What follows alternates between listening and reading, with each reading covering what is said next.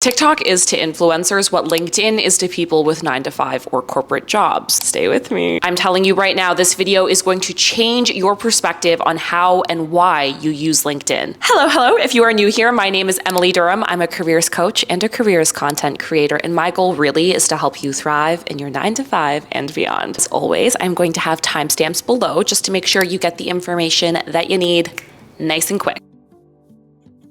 As I'm sure you know, LinkedIn historically has been used as a careers platform. It is the first platform that most recruiters use when they're looking to search for candidates. Think of it almost like Google, right? Recruiters are going on LinkedIn to search up for candidates that may or may not meet the requirements of the jobs that they are looking to fill. Also used from a networking perspective, where job seekers, people like you and I, might reach out to other people for career chats, conversations, or just general connection. And of course, it is used as a job posting board. Now, none of that has changed, really. The actual tools themselves are very, very familiar. So it's not the what, but it's the how. How we use these different tools is changing. And most importantly, how employers are using these different tools are changing. I won't beat a dead horse. That horse has been dead. I have beat the shit out of this horse for the last several months on this channel. But as we know, there are way more job seekers than jobs available across North America, and for the most part globally. That basically means it is incredibly difficult for people to find jobs, and old tactics for looking for work, for example, doing high volume job applications, just doesn't work anymore. For the simple reason that recruiters aren't opening every single resume like they used to. Jobs that previously got 300 applications are now getting 6,000. So yeah, no one's fully reading your application. And in addition to that, LinkedIn has been changing some things up recently. We've got a changing work environment and a changing platform. Because the T is, recruiters are still going on LinkedIn to search up for candidates that might be a good fit for their role. But because they have so many direct applications, one of the core differentiators is going to be things like digital footprint, impact, and how much they know the candidate. Baby, the world is only getting more digital. So you need to stop looking at LinkedIn like it's just a job application tool and start looking at it like it's your professional website. When you network with people, when you apply for jobs, if they do decide to pursue you as a candidate, they are checking your LinkedIn. So a half done, poorly done, or not done at all LinkedIn is not helping your chances in this already very, very competitive market. You already know I'm no fluff, so we're just gonna rapid fire everything you have to update. This is table stakes. So if you've already listened to my content on this, skip to the next section. Number one, you absolutely need a profile photo, okay? Your profile on LinkedIn is 80% more likely to get opened when you have one. Don't do that AI photo shit. Oh my God, do you know how many times I get reached out to by these AI companies asking to sponsor one of my videos so that they can, promote these AI digital headshots for LinkedIn? No.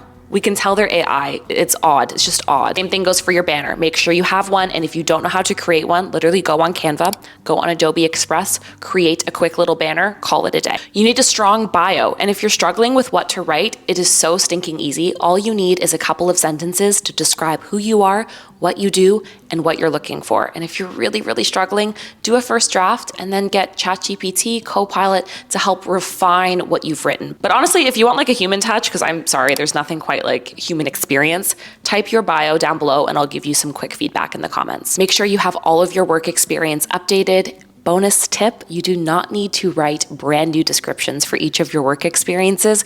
Copy and paste what you have in your resume into your LinkedIn. I'm gonna need you to update your skills section, okay? A lot of people forget how important a skills section is, because if we are looking at your LinkedIn like it is a website, we need to think about SEO, which is search engine optimization. This basically is a fancy marketing term for when people look up your profile or are seeking people with your skills, they're going to use certain keywords. For example, if you're looking for a restaurant in, New York, you're not gonna look up restaurant in the Bay Area. And websites that are optimized to include the word New York are going to pop up. And in my opinion, the skills section is one of the easiest places to optimize your profile. Pop in every single critical keyword for the work that you do. That includes technical systems, soft skills, everything. And fun fact, if you don't know what those keywords are, go to a job posting of your dream job in your industry and look at what those keywords are. Those babies into your LinkedIn. This is where shit starts to get a little bit different, okay? I need you to start looking at LinkedIn like a community platform, not a job search platform. The people who are not getting jobs, not getting callbacks, are using LinkedIn today like we did in 2019, okay? Things have changed, right? If I still had my 2019 eyebrows, I don't care what your industry is, y'all, you need to be engaging with people on LinkedIn very regularly. Now is not the time to sit quiet and pretty on that platform. You need to make your brand known.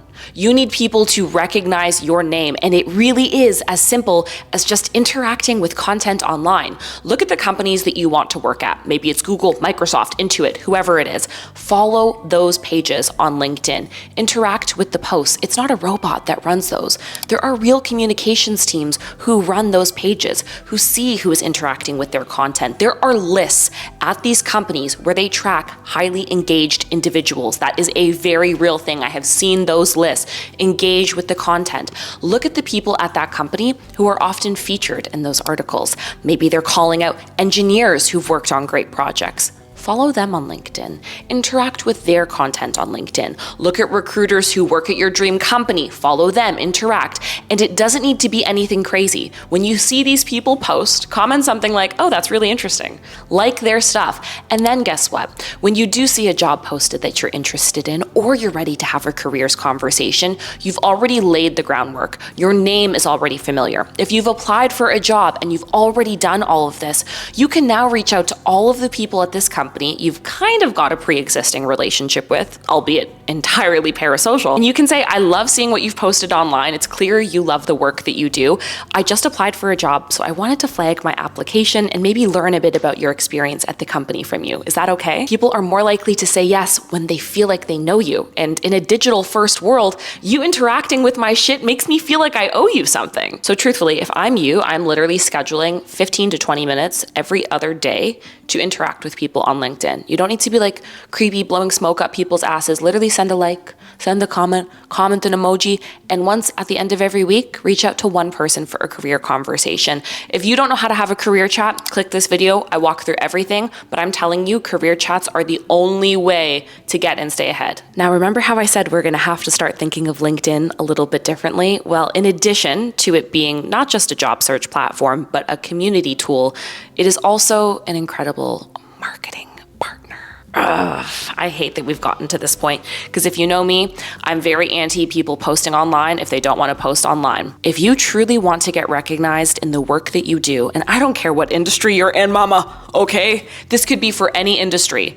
You need to start treating LinkedIn like an influencer. Oh, I'm sorry. I'm gonna need you to start posting on LinkedIn. The job market is so saturated. Guys, I can't even emphasize enough how saturated this job market is. And if you're applying for work right now, I don't need to tell you, you know how intense and horrible it is to try to find work right now. This way, if you apply for a job at a company that you are definitely qualified for, and the recruiter thinks, I think this name is familiar. I feel as though I know this person.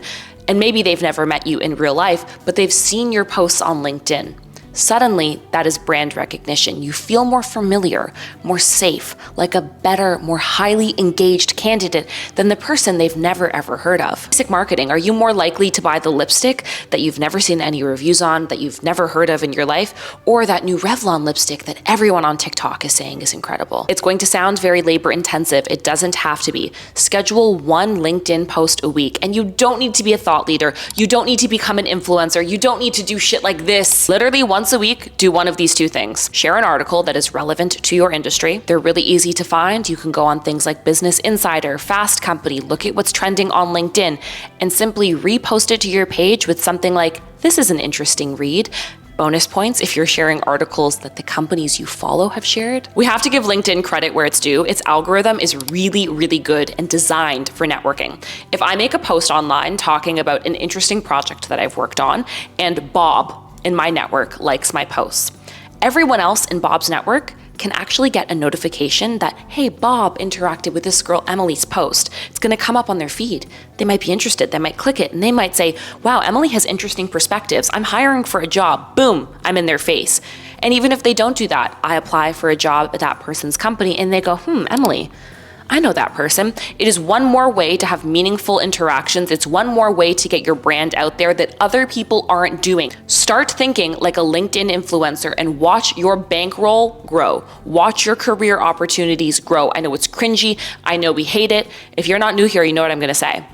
It might be cringy, but it won't be cringy when you pick up a crisp check from your employer and you walk it to the bank every other Friday. That's basically everything. That's what I think is going to happen in terms of transition on the platform, ways that I would be using LinkedIn in order to get recognized and get ahead that kind of build off of the ways we've previously used it, because shit's changing, y'all. And it's gonna keep changing. And as it does, I'll keep you updated. I am always paying attention to the trends in the market, what's going on. You know I love this stuff. And above all, I love you. I'm all about making sure you feel like you are thriving in your 9 to 5 and beyond. So if there are things that you want me to cover, hit me in the comments down below. Thank you for being here. Don't forget to subscribe, okay? Join the family. But thank you, and I'll talk to you in the next one.